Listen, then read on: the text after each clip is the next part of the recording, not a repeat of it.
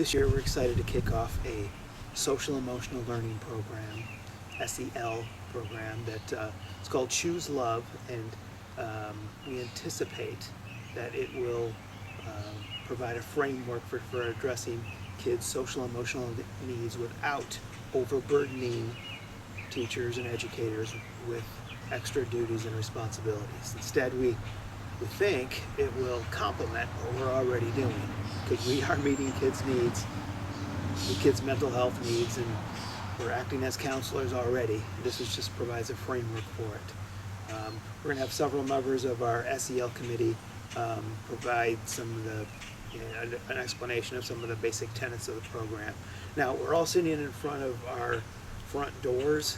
That's symbolic or strategic. We ask the question, what's something that's fundamental to us, that's very important to us, that we all have, but it looks different for each of us? And a brilliant man said, our front door. We're sitting in front of our front doors because our front doors are the portals to our homes, where we find love and compassion and courage and forgiveness and gratitude. Here's our SEL committee. What is courage, and why is it a pillar of our SEL program? Courage is the willingness and ability to overcome obstacles despite feeling embarrassment, fear, reluctance, or uncertainty. When you practice courage, you make positive choices, even when it may be difficult for you. It takes courage to express our feelings, make ethical choices, tell the truth, admit mistakes, ask for forgiveness, and sometimes even to be kind. This is especially true when others might not be leading by example. Courage requires self-awareness and self-regulation. Students practice identifying those feelings within themselves and in others. The courage exercises and instruction included in this program will help students better understand how their brains work and hopefully improve self-regulation in both feeling and in action. Many of our students have been forced to show extreme amounts of courage to simply survive the day-to-day grind of living in poverty. Many of these students don't have the ability to self-regulate because of the numerous environmental handicaps they have encountered in their relatively short lives. It is imperative that we compensate by teaching students how their brains work and the feelings that may result. I'm confident if we all join in this effort together, we will make a lasting impression on our students by choosing courage.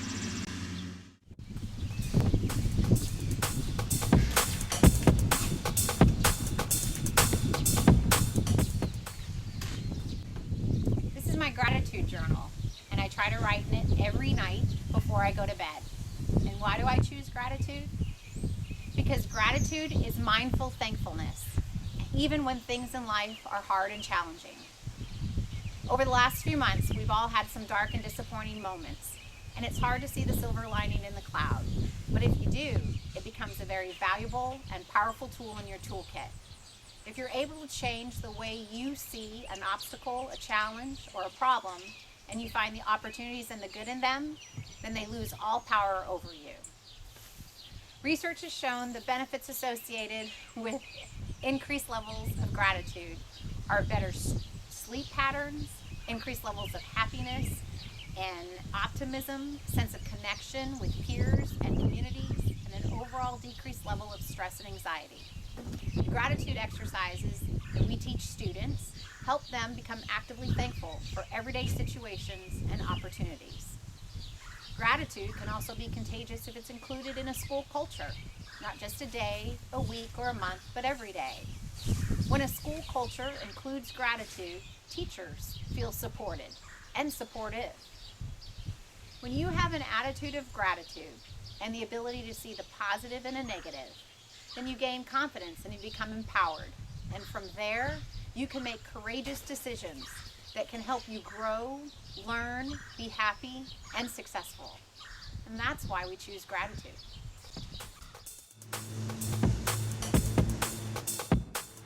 Forgiveness. To me, it means lifting the weight off of my shoulders. Why choose forgiveness? It will help us as teachers and parents to show the kids how to grow, to become well-rounded individuals who will help make this world a better place. It will make our job easier as educators and positively impact everyone. Forgiveness means choosing to let go of anger and resentment towards yourself or someone else. Forgiveness has been shown to improve relationships, decrease anxiety and stress, lower your blood pressure, lower the risk of depression, strengthening the immune and heart health. Students can learn to forgive themselves if they have made a mistake or hurt someone. They will learn how to express their anger in a way that is healthy and be able to calm themselves. When you're hurting, your mind fills with angry thoughts and the positive cannot come in. You can choose to feel better and let go. This will help teach the process, and it shows students that they have the power to change their own thoughts. Forgiveness is not about fairness. It's about letting go of anger. You can't reach for anything new if your hands are still full of yesterday's junk. This is just a glimpse of what our students will learn. Better emotional self-regulation, less aggression and anger, better able to handle issues that arise, improve resilience, improve decision-making skills, and heighten their self-image. Our toddlers are going to be learning through books and stories about anger and about identifying things that make them angry and identifying facial and physical cues of anger. Our high school students will be able to look at others' perspectives and recognize why it may be challenging to forgive and learn how forgiveness takes courage. All of these skills are important and even more important than academics alone. How does forgiveness fit into this equation? Forgiveness takes courage, and understanding how to forgive takes compassion. So, this is why we choose forgiveness.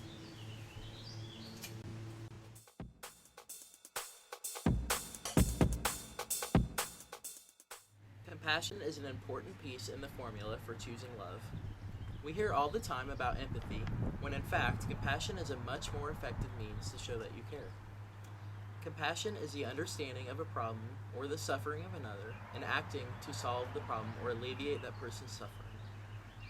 This program teaches students to apply their empathy and communication skills to support one another through compassion and action. Compassion is generally thought of in relation to people, but it can also be applied to your work, your school, and your hobbies. When you are compassionate in these environments, you feel a greater sense of connectedness and empowerment. Scientists have found that human beings are wired for compassion. We naturally want to be compassionate, but sometimes don't know the best way to show it.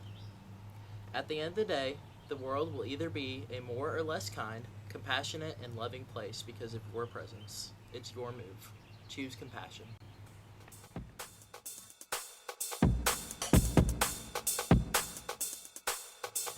This program was created by educators for educators. The creators know what you face every day, and they made it a priority to create something that was not just one more thing, but rather the thing that will make your job easier and help enhance the lives of the children you teach. We hope you give this curriculum your all.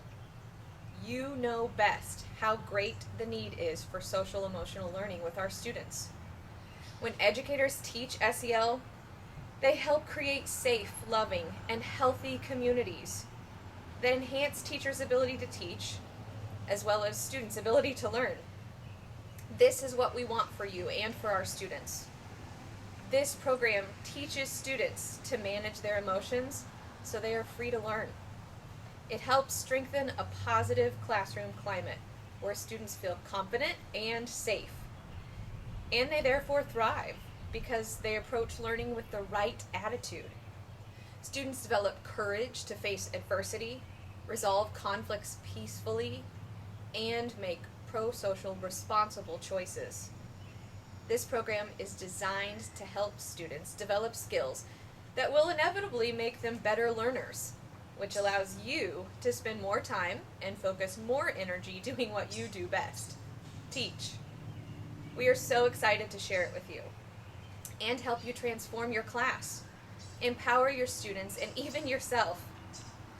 We can reach our students with a simple yet profound formula for choosing love. Choosing love means having the courage to be grateful when life isn't easy, to forgive when the person who hurt you isn't sorry, and to step outside your own pain to help someone else. That's the way to choose love. And the empowering lesson is that it's a choice. The Choose Love formula is courage plus gratitude plus forgiveness plus compassion in action equals choosing love. The goal of the Choose Love Enrichment Program is to provide children with the knowledge, attitude, and skills they need to choose love in any situation.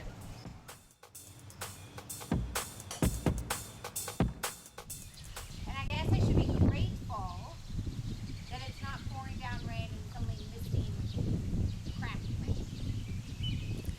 You should be grateful, yes.